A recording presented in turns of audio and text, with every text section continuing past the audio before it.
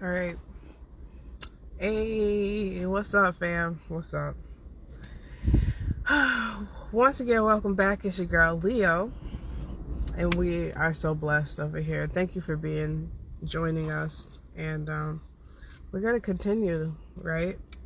I hope that you had a great weekend. I hope that you've been blessed for this past Mother's Day. Whether you're a mommy, a single parent, or not a parent at all.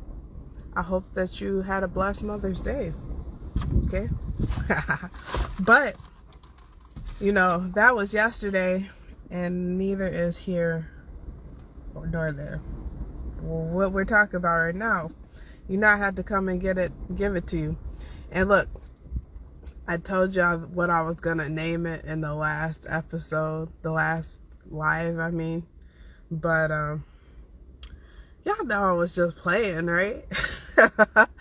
Come on, we gotta be real, okay? That was just a joke. What we're talking about today is fantasy versus imagination, and I think that this is important. And I don't know how long this is gonna go right now, how deep we can go, but I'm gonna try to get everything out in the amount of time that I have right now while I'm talking to you. So, when we're talking about fantasy versus imagination, right? We're talking in the sense of, how this brain works. And we're always talking about the brain because we're talking about growth mindset. Your mindset is the most important thing, how your brain functions. And so, we got to know how it works so we can take care of it. And so, let me just give you the definitions of a fantasy and imagination. And I'm going to start with imagination, right? Your imagination is the act of forming new ideas, images, and concepts of objects not present to the senses. So this is just like the idea of spirituality in a way. Let's use that as an example. It's using your imagination. You're using your imagination to pull these ideas of spirits and angels and demons, and even God. The things that you can't visibly see or hear or smell, but you feel it. But you don't physically feel it. It's like a feeling in your body. I hope you know what I mean when I'm saying that, right? Or fantasy is imagination is also the ability to be creative or resourceful. So this is your ability to come up with something out of nothing using your imagination. You're able to take two tools and, think outside of the box what you can do with those tools rather than the intended purpose. I think this goes back to, I started thinking about the two different concepts. You know how they be like they be like let's use the example of a hammer, right? The intended purpose of a hammer is to hammer nails into a wall or to hammer something down flat. But it can also be misused because it's a tool. It can also be misused into a murder weapon or something crazy like that. So, it's your ability to get creative with the tools and resources that you're provided. And then in the fantasy is the act of imagining something impossible or improbable. So that's taking pretty much, sorry guys, my eyes itching. Pretty much that's taking your imagination and twisting it, like how I just did with that example of a hammer. There's the intended purpose. There's other things that you can use that hammer for, but you twisted it into the intent to murder somebody. That's not impossible or improbable, but it is twisted. It's a twisted thought, it's a twisted act. And another way to think about fantasy, honestly, and this is why I wanted to talk about this topic, was because in a way that is kind of how tarot works. It works on plays on your fantasies, because and the way that tarot works is, all those cards, every single card is a life card. I mean, they're like life cards and life events, but when a reader reads them, there's always ways that you're gonna find to apply how they apply to your life, especially if you're looking for that. But the way that is played out is deceptive, because now what I said, your fantasy is twisted, and so you're taking what you would want to imagine, and then you're adding little specific details that are probably improbable, not likely to happen, but it's just like a desire or whatever you're twisting your mind to it too. So I'm not knocking tarot, because you guys know that for a long time, for a while, I was reading tarot, and I honestly, my honest opinions about tarot right now are that it's a great way to get a deeper understanding of yourself, if that's what you're looking for. But it's also a great way to get distracted and sidetracked. And it all depends. It's just like I used with that metaphor. It all depends on what you're using that tool for. And I also believe that it's a great way to get a better understanding of yourself, but it's going to pull you further away from your spirit before it pulls you closer, for the simple fact that you're listening to somebody else prophesize about your life when you can get that information from within. Okay, so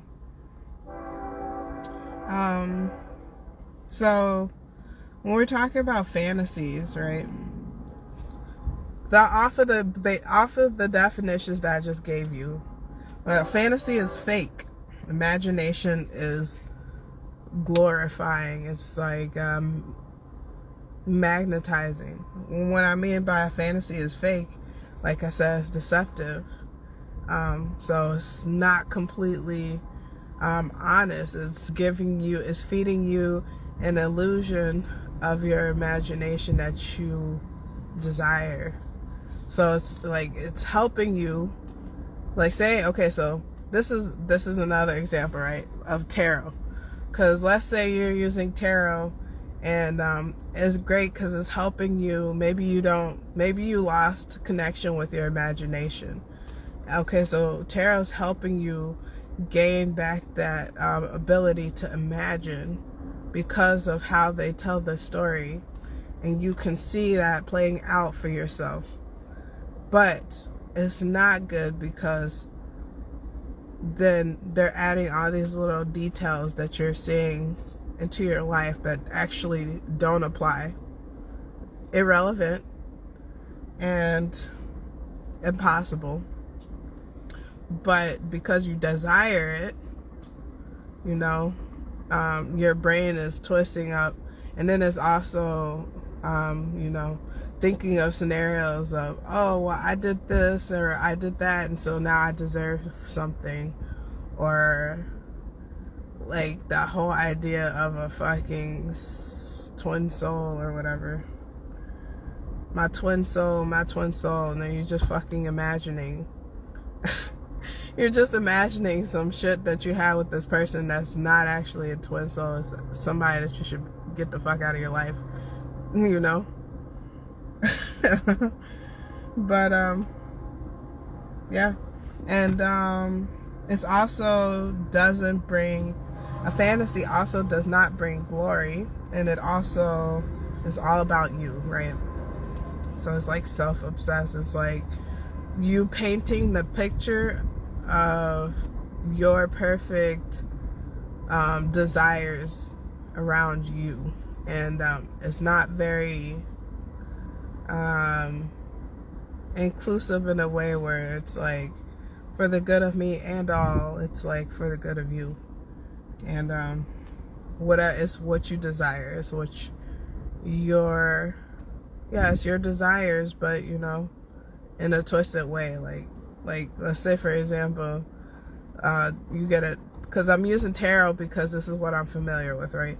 You get a tarot reading, and the fucking reading is like, oh, you're gonna be prosperous, you're gonna make $1,000, and then it's gonna come and God's gonna bless you or something like that. Well, then now you're thinking like, this $1,000 is right around the corner and I don't have to do anything to get it. Like, it's just gonna fall in my lap. Like, that's kind of twisted, because nothing's for free, and definitely not no motherfucking money. Like, your money is not gonna just fall out the sky.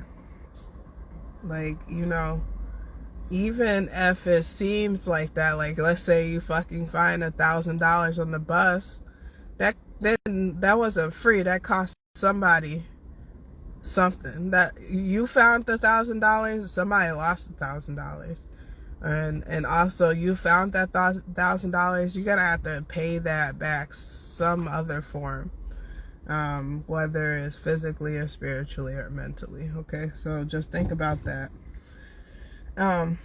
When we're talking about your imagination, what I mean by glorifying, right, this is giving a praise or acknowledgement or an award type of way towards some kind of achievement, right? So something that you did was rewarded.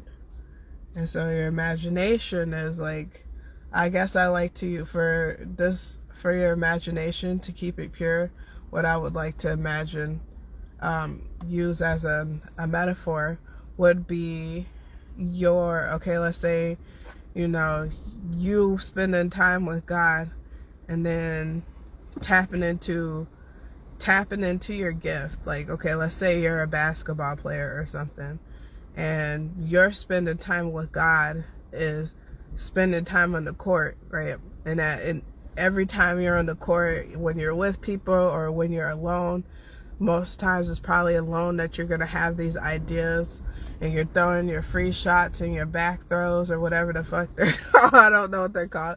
You're throwing your shots, right?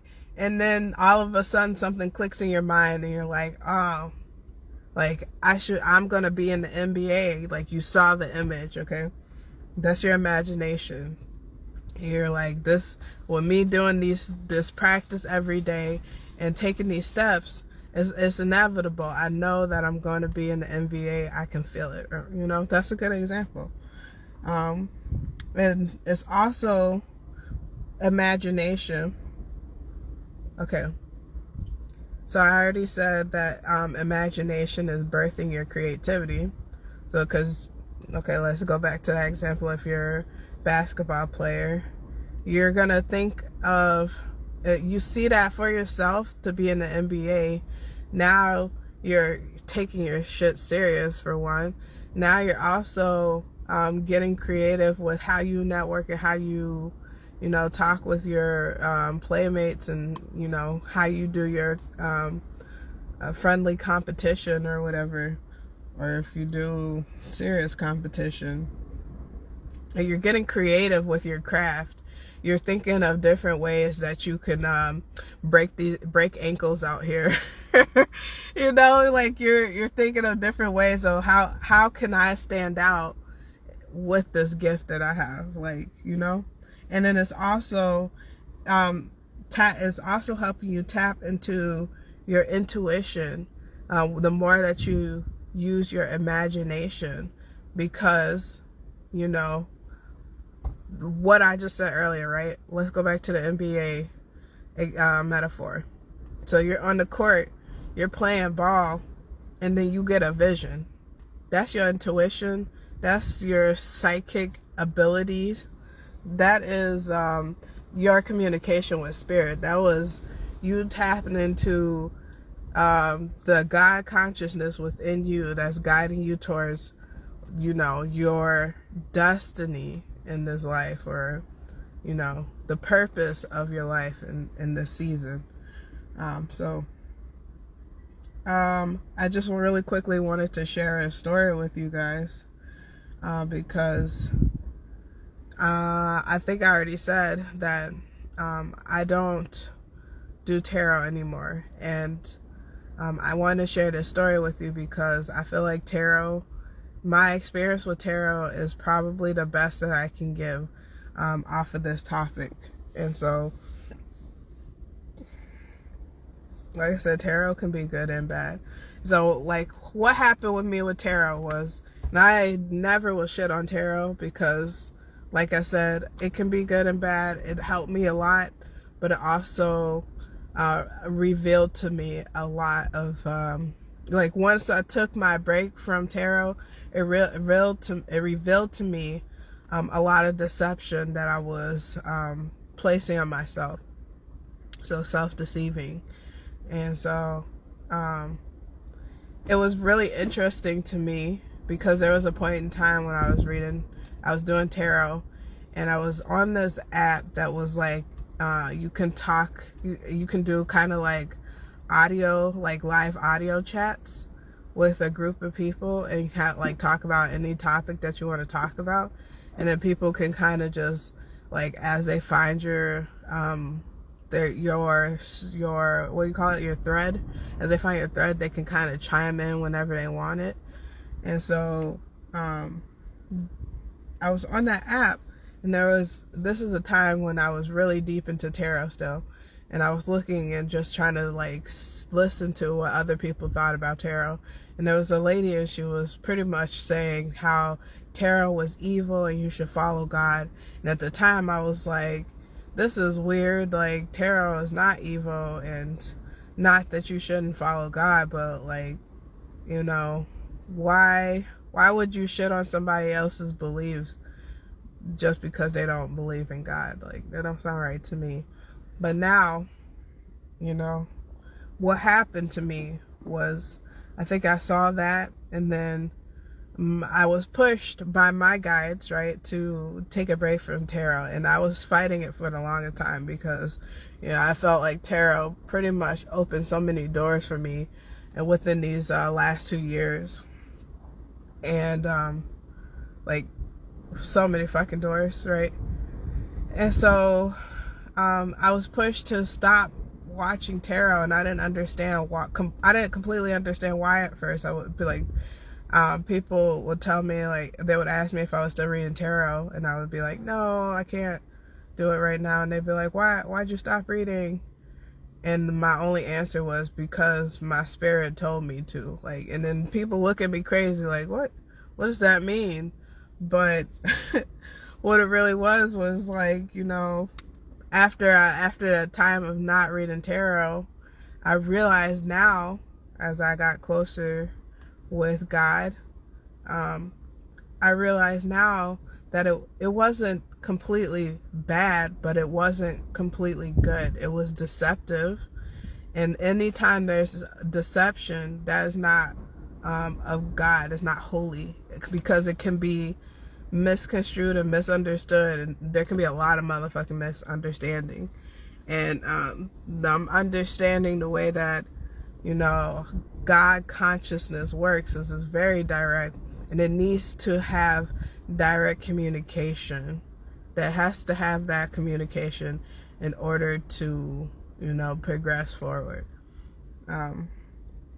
It's kind of like demanding of that communication, which I'm all for it. Like, communication is key, but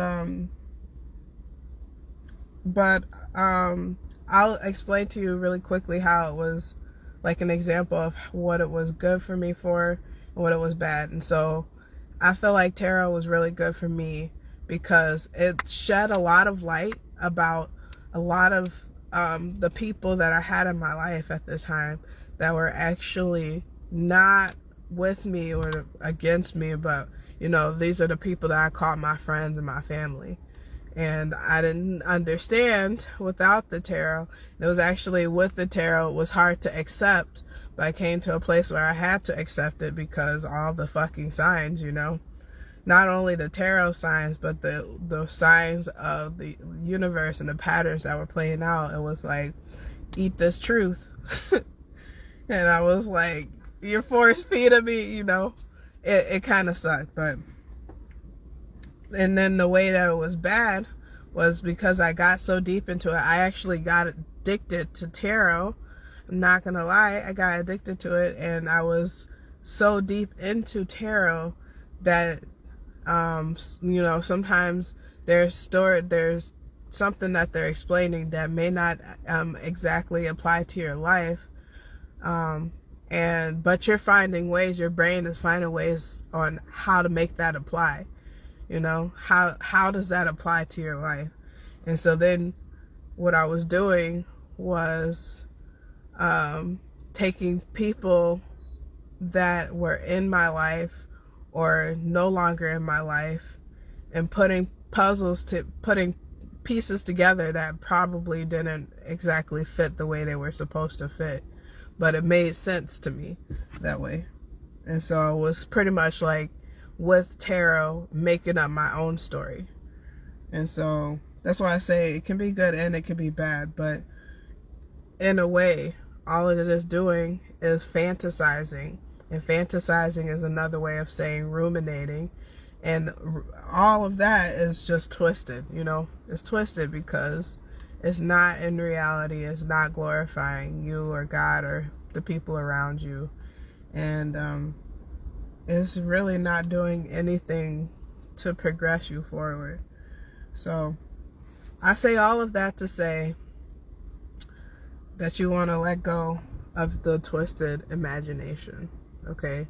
Come in more of a place of pure imagination. And where you're going to find pure imagination is out in the nature. You know, go outside, breathe some fresh air, watch the birds, watch the fucking bunnies, count the grass, bro. That's a lot. Can you count the grass? That's from Latoya. That's what Latoya be saying. She'd be like, go outside and count the blades of grass. Can you count the blades of grass, bro? It's a lot of them out there. You want to get outside and you want to like get into or just wherever type of environment that is refreshing to you. I just always say get in nature because I'm a nature baby, and you know, that's like the reset button for the universe. But I gotta go, y'all, so this was a great talk, and I'll see you next time. Bye.